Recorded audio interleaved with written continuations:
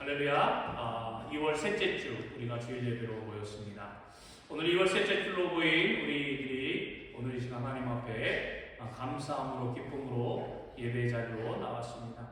오늘도 우리를 불러주신 하나님의 뜻에 합당하며 거룩하고 기쁨으로 온전하게 드릴 수 있는 저와 여러분 되기를 원합니다. 이제 돌아오는 수요일이 성의 수요일로 우리가 사순절이 시작됩니다.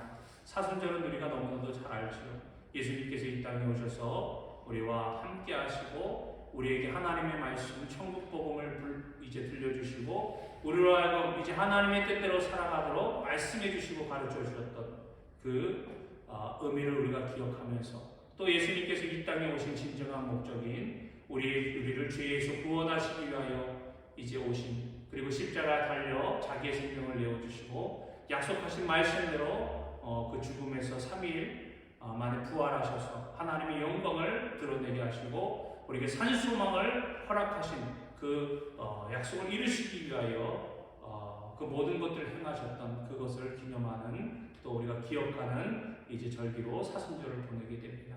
여러분, 사순절을 보내면서 우리가 무엇보다도 돌이켜 봐야 될 것은 우리의 모습들을 돌이켜 보면서 우리의 자신, 우리의 죄악, 우리의 믿음, 우리의 모습들이 온전히 하나님 앞에 올바로 서 있는지 돌아보면서 겸손하게 주님의 약속을 갈망하고 의지하며 소망 가운데 나아가는 저와 여러분 되시기를 바라며, 이 사순절이 하나님의 뜻에 합당한 삶으로 나아가는 거룩한 사순절이 되기를 주님의 이름으로 간절히 소망합니다. 이 사순절을 맞이해서 우리가 이사야서의 말씀을 통해서 우리가 다시 한번 하나님의 그 크신 뜻을 깨닫고자 합니다. 이사야, 우리가 너무나도 잘 알고 있는 이름이지요. 구약의 선지자 중에 한 명이지요. 이사야의 히브리의 그 원어의 이름의 말은 예사우라고 하는 그런 말입니다. 이사야, 예사우.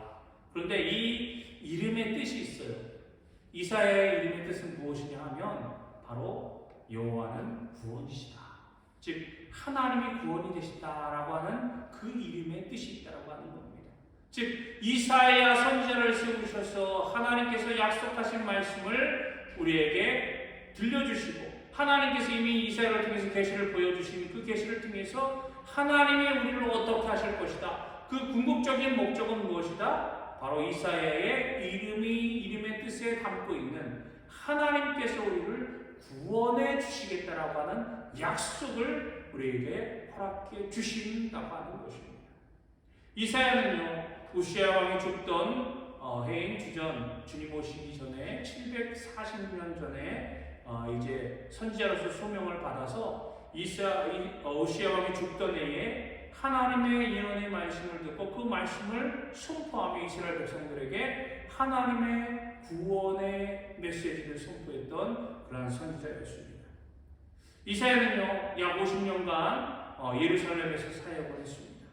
그런데 공교롭게도 이사야가 이제 사역했던 그 당시 이스라엘의 그러한 사회적인 정황, 정치적인 정황을 보면요, 이제 이스라엘이 우리나라와 같이 현재 대한민국 같이 남과 북이 갈라졌던 그런 상황이었습니다. 그 당시 이사야가 선지했던 이스라엘의 상황들은요, 북이스라엘과 남유다로 갈라져서 이제 두 나라가 서로 이제 공존하면서 이제 생활했던 그러한 시기였는데요. 공교롭게도 이사야가 이제 활동했던 그 시대에 이사야는 먼저 북이스라엘의 멸망을 이제 바라보게 됩니다. 북이스라엘의 멸망을 바라보게 되고 또 더 나아가서 남유다 역시도 굉장히 어려움과 곤란과 곤경과 역경 속에 빠지는 것을 직접 목도하게 됩니다. 큰 위기를 맞이하게 된 남유다에 하나님께서 약속의 말씀을 통해서 이제 우리가 잘 알고 있는 히스기야 왕에게 하나님의 약속의 말씀을 선포하고 말씀대로 돌아가고 말씀의 능력으로 서게 되면 하나님께서 다시금 이스라엘을 구원하셔서 강건케 하시고 또 하나님의 영광 가운데 서게 할 것이라고 하는 유료의 말씀을 선포하게 되는 것입니다. 우리가 잘 알고 있듯이 히스기야는 이 선지자의 말씀을 통해서 그 말씀을 듣고서 하나님 앞에 매달려서 어떻게 됐죠? 자기가 죽을 병을 15년간이나 연장되어지는 그런 은혜와 축복을 누리기도 하지 않았습니까? 자, 이사야가 선지자로 활동했던 이 당시에 이스라엘 상황이 이렇게 힘들고 어려웠어요. 어찌 보면 북이스라엘과 남유다가 각각 곤란하고 어렵고 힘들고 멸망해 가고 있는 그런 상황 속에서 이사야가 선지자로서 하나님의 부름을 받아 활동하게 되었다고 하는 겁니다. 그런데 이사야에게 주신 하나님의 말씀이 무엇입니까? 이사야의 말씀을 우리가 쭉 처음부터 마지막까지 살펴보면요, 무엇보다도 구약의 선지자 중에 하나님께서 이스라엘 백성들을 구원해 주시고 인류를 위한 구원을 해 주시겠다라고 하는 약속의 말씀이 이사야 선지자를 통해서 유독 많이 선포되어짐을 우리가 말씀을 통해서 깨달을 수 있습니다. 그리고 이 세상에 태어날 약속의 메시아를 보내시겠다라고 하는 그 약속의 말씀 또한 분명하고 명확하게 선포하고 기록하고 있음을 우리는 말씀을 통해서 깨달을 수 있습니다. 다시 말해서 이사야는요, 오늘날 구약의 신학자라고 부를 정도로 그가 믿음과 또한 영성이 어떻게 우리 삶 속에서 나타나야 되는지, 우리가 어떻게 믿음을 가지고 우리가 하나님을 따르면서 하나님께서 우리 주신 그런 소망과 믿음과 기쁨과 또 말씀을 잘 이뤄갈 수 있을지에 대해서 말씀해주고 우리에게 깨닫게 하고 우리에게 강력하게 선포하고 있다고 하는 겁니다. 특별히 이사야는요, 우리가 아무리 믿음이 있다고 할지라도, 우리가 하나님 앞에 나아가 예배한다 할지라도 우리의 삶 속에서 이것이 온전하게 드러나지 않고 나타나지 않으면 그 모든 것들은 다 허망한 것이라고, 잘못된 것이라고 분명하게 말씀하고 있습니다. 즉, 우리의 믿음은요, 그냥 우리가 입술로서 하나님 앞에 나와서 또 우리가 예배를 통해서 주회전에 나와서 하나님을 예배한다고 해서 끝나는 것이 아니라고 하는 거예요. 이사야 선지자를 통해서 분명하게 말씀하고 있는 것은 우리의 믿음이 우리의 삶 속에서도 반드시 나타나고 우리가 그러한 믿음의 삶으로 행해야 됨을 이사야 선지자는 강조하고 있다는 것입니다. 이사야는요, 오늘 우리가 봉독하진 않았지만 1절부터 쭉 말씀을 보면 유다와 예루살렘에서 본 그런 계시, 하나님께서 이사야에게 보여준 이 계시를 본 것으로부터 그 말씀을 선포하고 시작하고 있음을 보게 됩니다. 그런데 하나님께서 이사야 선지자에게 보여준 이 계시 너무나도 끔찍합니다. 너무나도 위태합니다. 너무나도 절망적이에요. 어떠한 것을 이사야 선지자에게 보여주었습니까? 이스라엘 백성들이요, 하나님의 죄를, 하나님 앞에 죄를 범하였는데 이스라엘 백성들이, 하나님의 사람들이 이 죄를 깨닫지 못한다라고 하는 거예요. 하나님을 거역하고 하나님의 말씀을 듣지 않고 하나님을 떠난 그런 죄를 범하였지만 여전히 이스라엘 백성들은 나는 하나님의 사람이야, 난 하나님 앞에 예배하는 자야, 난 하나님 앞에 제물을 드리는 자야, 난 하나님 앞에 헌금하고 하나님 앞에 모든 것을 헌신하는 하나님의 사람이야 라고 하면서 하나님께서 지금 이스라엘 백성들의 예배나 제물이나 헌금이나 기도나 그 모든 것들을 받지 않는 그런 상황임에도 불구하고 이스라엘 백성들은 그것을 깨닫지 못한다고 하는 거예요. 하나님의 안타까움, 그리하여 슬픔, 나아가 하나님께서 이스라엘 백성들, 인류를 향해서 보이시는 이 눈물을 이사야 선지자에게 보여주시면서 하나님은 슬프다, 슬프다라고 말씀하며 한탄하고 계시다고 하는 것입니다. 다시 말해서 이스라엘이 범한 죄가 무엇이라고요? 하나님을 거역한 죄라고 하는 겁니다. 하나님을 떠난 죄. 하나님을 거역하고 이스라엘의 본분을 버리고 하나님의 사람으로서 하나님을 따라가며 하나님의 말씀대로 순종해야 되는 그런 이스라엘의 이스라엘의 본분, 이 본분을 저버린 채 하나님을 업신여기고 하나님께 등을 돌린 그런 죄를 지금 이스라엘 백성들은 저지르고 있다고 하는 겁니다. 그리하여 그 결과로 하나님께서 그들에게 징계와 온갖 상처로서 징벌하시겠다라고 이사야 선지자에게 말씀해 주고 있습니다. 온갖 질병과 또 징계를 통해서 이스라엘에게 벌을 내려주는데, 징계를 내리시는데 이것이 어떤 질병으로 나아가느냐? 자기 몸도 추스리지 못할 정도의 병자로서의 그런 모습, 폐인이 되어버렸다고 하는 거예요. 이렇게 이스라엘 백성들에게 이렇게 심판하시고 징계를 내리시겠다라고 하는 겁니다. 그런데 이것이요, 비유로서 내린 징계지. 이스라엘 백성들이 뭐 병자로서 폐인이 돼서 움직이지 못하고 아파서 신음하는 그러한 모습, 물론 그러한 징계도 이스라엘 백성들이 당하게 되겠지만 더 나아가서 지금 이스라엘이 거하고 있는 이 땅, 이곳에서 현실의 삶 속에서 모든 것이 황폐해지고 모든 것이 빼앗겨지고 눈앞에서 내가 길었던, 내가 수고했던 모든 것들이 침략자들의 손에 의해서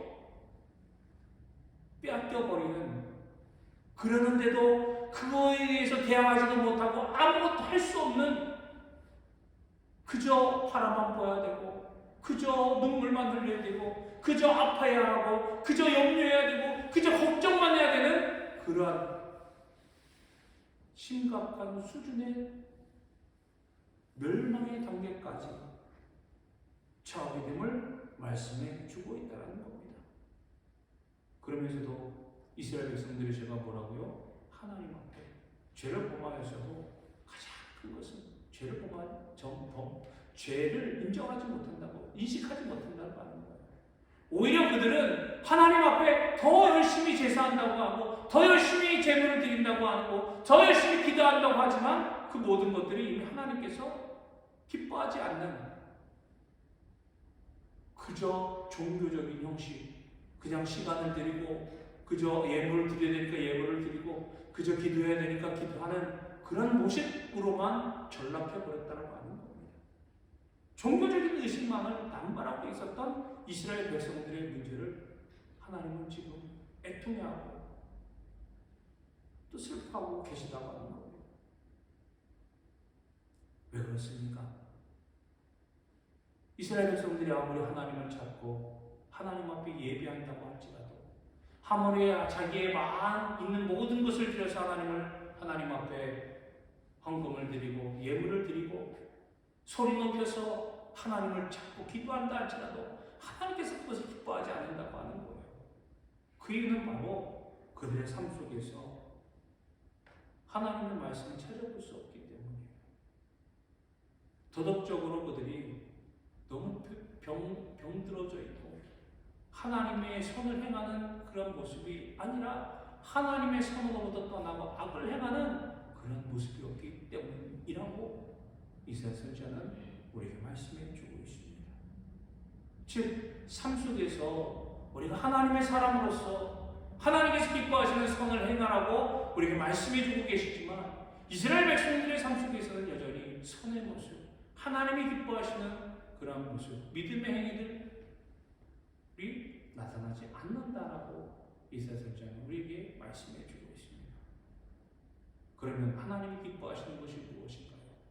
하나님이 도대체 무엇을 우리에게 말씀하시면서 너희들이 이렇게 하면 내가 기뻐할 것이다 라고 말씀해 주고 계십니까? 바로 그것은요, 우리가 오늘 봉독한 16절 말씀부터 우리가 찾아볼 수 있어요. 16절에 뭐라고 우리에게 말씀해 주고 계십니까? 하나님께서 이사야 선지자를 통해서 말씀해 주고 계시는 거예요.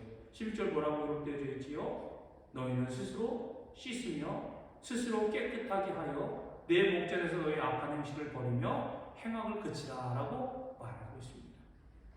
16절의 말씀은요,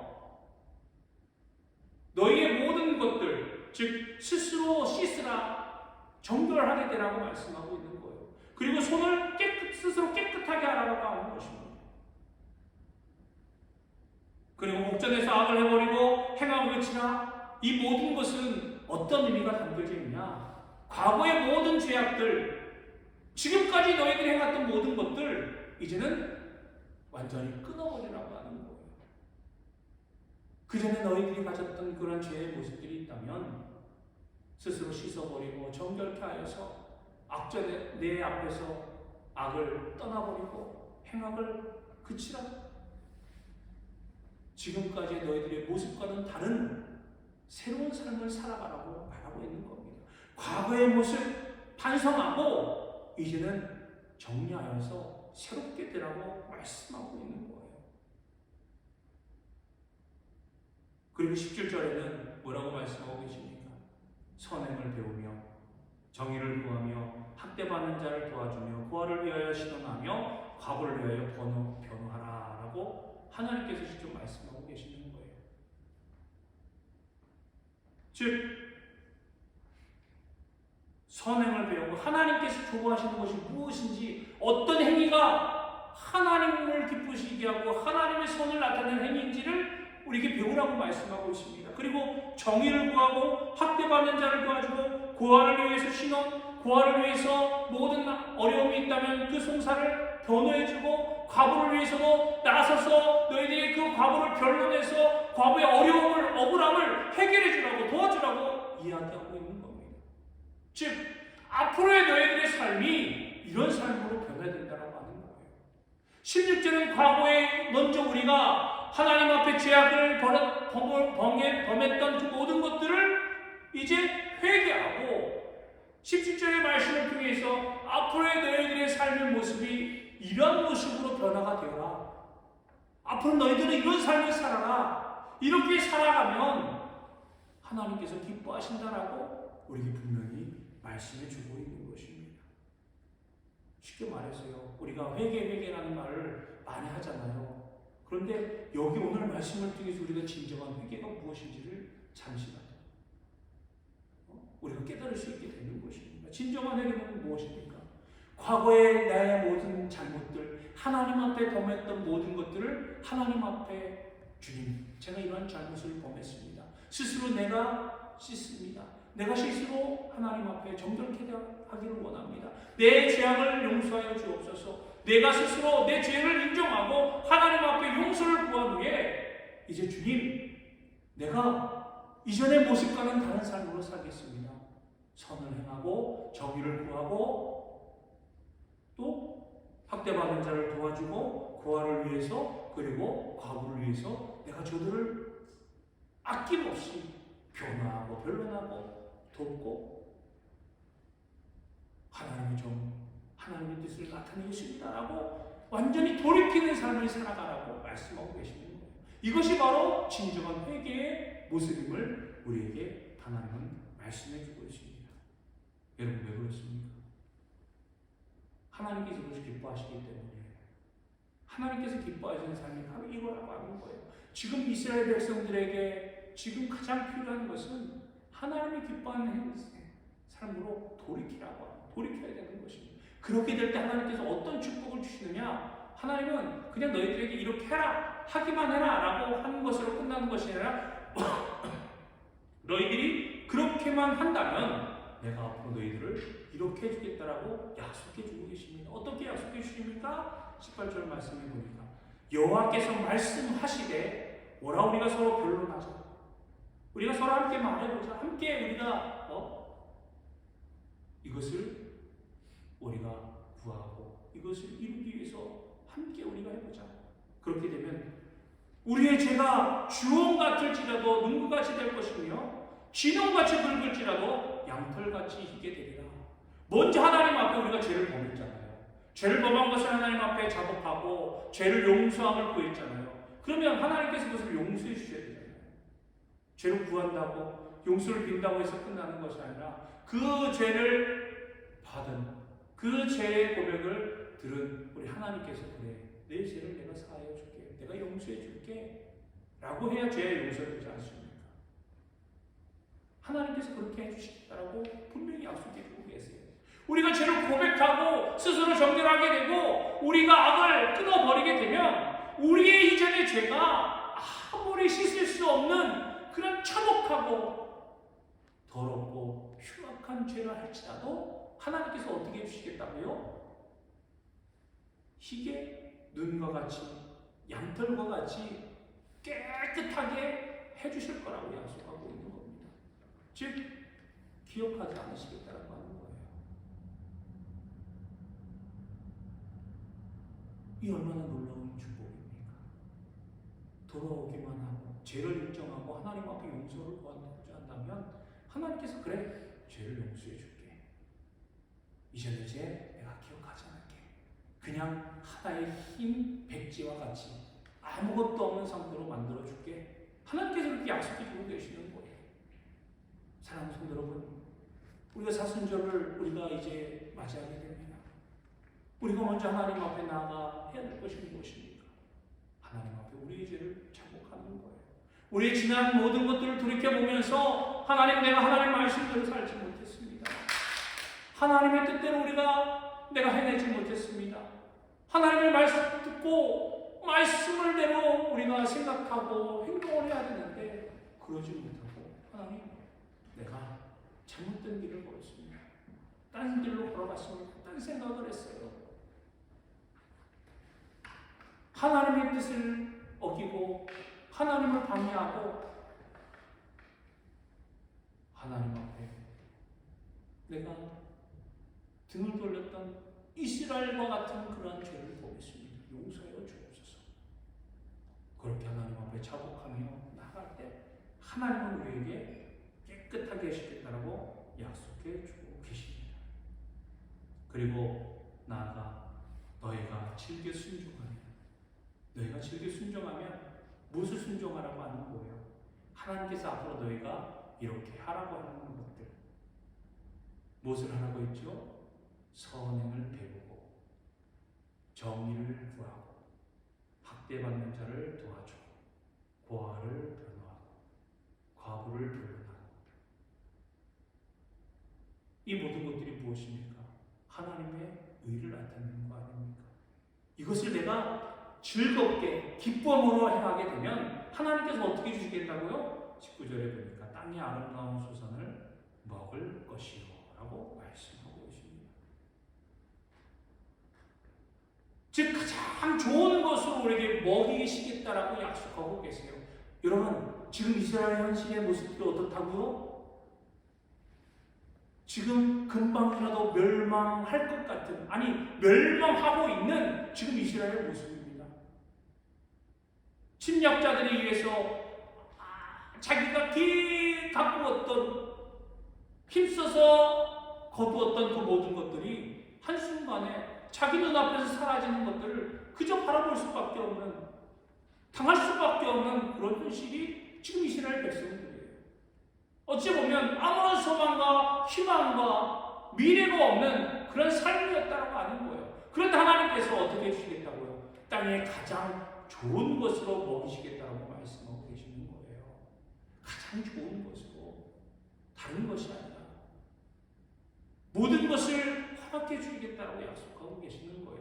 다시금 회복시켜 주시겠다고 말씀해 주고 있는 것입니다. 놀라운 은혜가 아닐 수가 없습니다. 이스라엘을 회개하고 하나님께 돌아온다면, 즉 그들이 어떤 상황 속에서도 포로가 되지 아니하고 그 나라가 황폐해지지 아니할 것이며 그 땅에서 영원히 살 수 있는 은혜를 허락해 주시겠다라고, 그 약속을 주시겠다라고, 그 기회를 주시겠다라고 말씀하고 계시는 거예요. 우리의 삶 속에서도 마찬가지지 않습니까?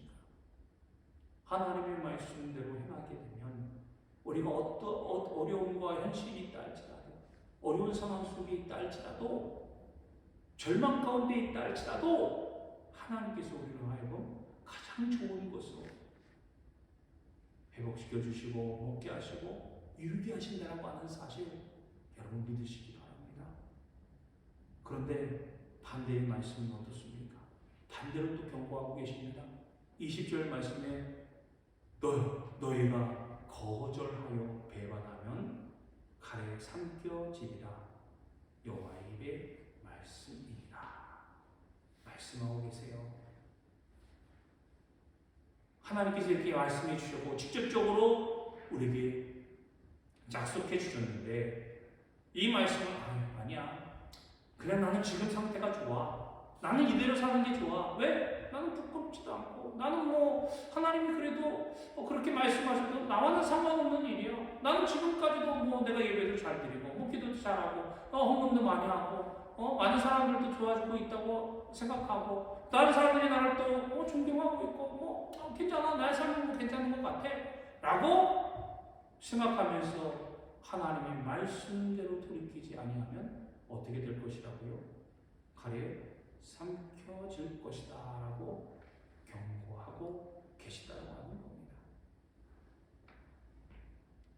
즉 전쟁이 그들을 칠 것이며 너희들이 그렇게 믿고 있었다, 너희들이 그렇게 바라고 있었다, 너희들이 그렇게 품고 있었다, 가지고 있었던 그 모든 것들을 다 황폐하고 다 빼앗아 가시겠다고 말씀하고 계시는 거예요.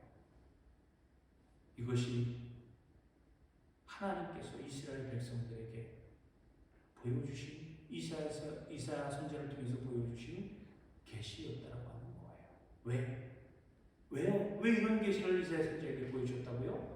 하나님에게로부터 지금 등을 돌려서 하나님을 욕보이고 하나님을 업신여기고 하나님의 말씀대로 살지 못했던 이스라엘 백성들의 지금 현실의 모습이 하나님은 너무나도 안타까우셔서 징계를 통하여서라도 너희들을 내가 때리서라도 너희들을 내가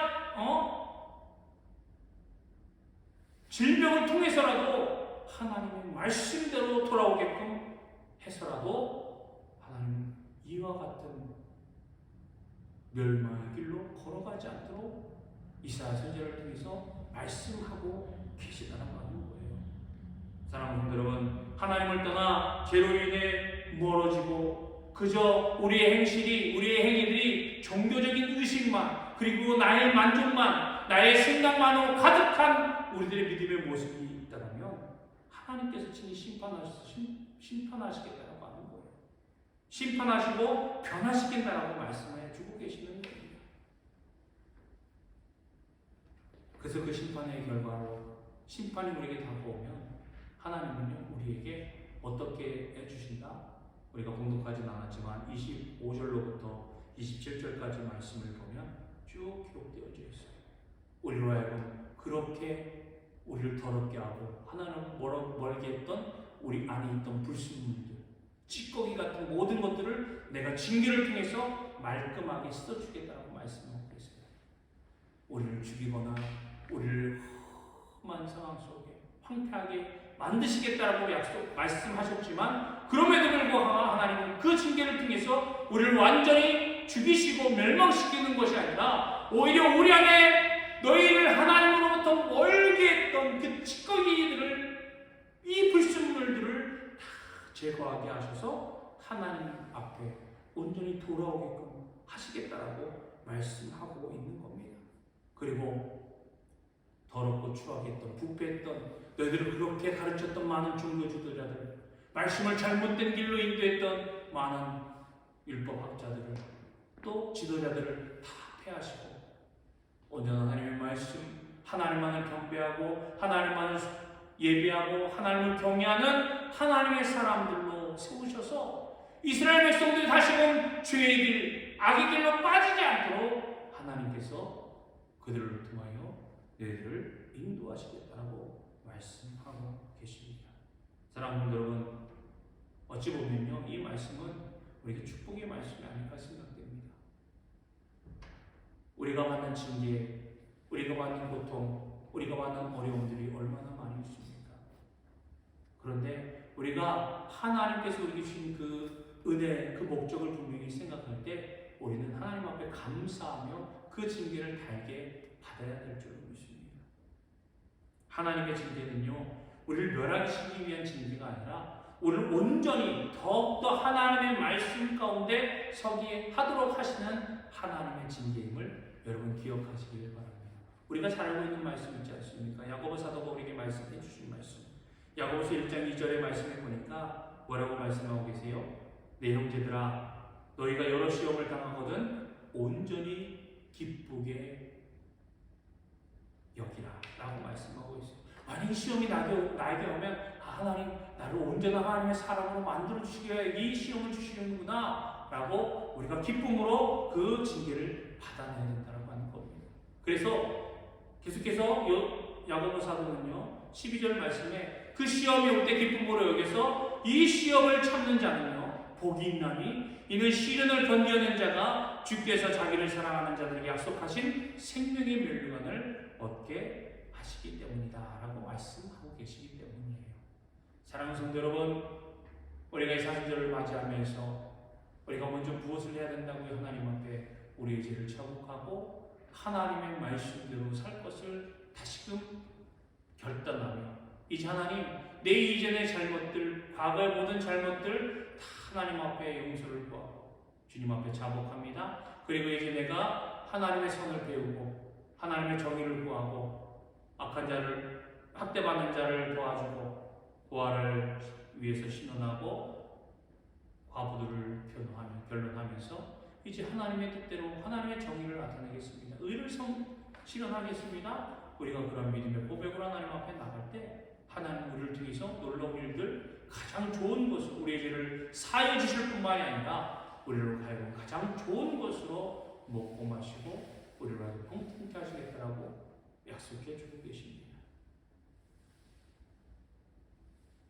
우리가 징계를 당하는 것은 온전한 하나님의 사람으로 세워지게 됨을 여러분 믿고 믿음으로 이 시험을 잘 이겨서 우리에게 주신 생명의 멸류관을 온전히 누릴 수 있는 저와 여러분 되기를 주님의 이름으로 간절히 축복합니다. 불완전한 나를 온전한 예수님의 사람으로 하나님의 사람으로 만들어주신 것이 무엇입니까? 바로 예수 그리스도의 십자가의 은혜 아닙니까? 하나님께서 우리를 사랑하셔서 불완전하고 또 위태롭던 나의 이런 모든 상황들을 완전한 하나님의 사람으로 또 하나님의 복과 은혜를 누릴 수 있는 그런 존재로 다시금 만들어주신 것, 하나님의 전적인 십자가, 예수 그리스도를 통한 십자가의 은혜, 그 사랑 아니었습니까? 우리가 그 은혜를 다시금 기억하면서 그 은혜로 우리가 모든 것을 소유한 하나님의 사람들임을 깨닫고 기쁨과 감사함으로 나아가는 저와 여러분 되기를 주님의 이름으로 간절히 축복합니다. 이 사순절 기간 우리가 무엇보다도 먼저 하나님, 내가 하나님의 말씀을 즐겨 기쁨으로 순종하겠습니다. 우리가 결단하며 하나님 앞에 나아가는 저와 여러분이 되셔서 하나님 주신 참된 은혜와 기쁨과 소망 안에서 모든 것들을 이뤄가며 행하는 거룩한 주님의 자녀들이 되기를 주님의 이름으로 간절히 축원합니다. 기도하겠습니다.